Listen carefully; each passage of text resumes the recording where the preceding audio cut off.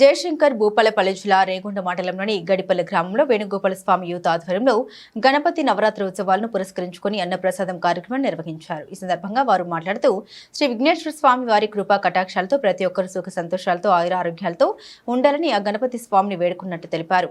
గణపతి భక్తులు నిమజ్జన సమయం ఇలాంటి అవాంఛనీయ సంఘటన చోటు చేసుకోకుండా అప్పటి జాగ్రత్తలు వహించాలని పేర్కొన్నారు.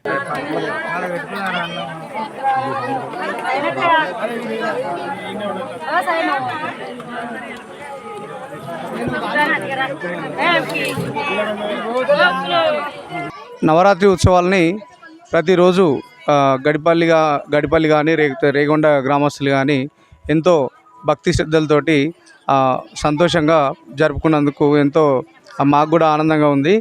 రేపు ఈ 9 రోజులు నిద్రలు అయిపోయిన తర్వాత రేపటి రోజున మేము నిమజ్జన కార్యక్రమానికి తండోపతండాలుగా వచ్చే భక్తులు వాళ్ళ సంతోషం కలిగించే విధంగా ఏర్పాట్లు చేసుకొని స్వామివారి యాత్రను ప్రారంభిస్తాము.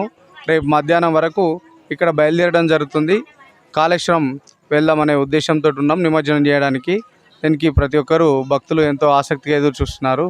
ఈసారి చేసిన అన్నప్రసాదానికి కూడా వాళ్ళు మంచి స్పందన వచ్చింది. వాళ్ళందరికీ అన్నప్రసాదం కల్పించిన వేణుగోపాల స్వామి యూత్ కూడా కృతజ్ఞతలు తెలుపుతున్నాము. భక్తులకు కూడా కృతజ్ఞతలు తెలుపుతున్నాము.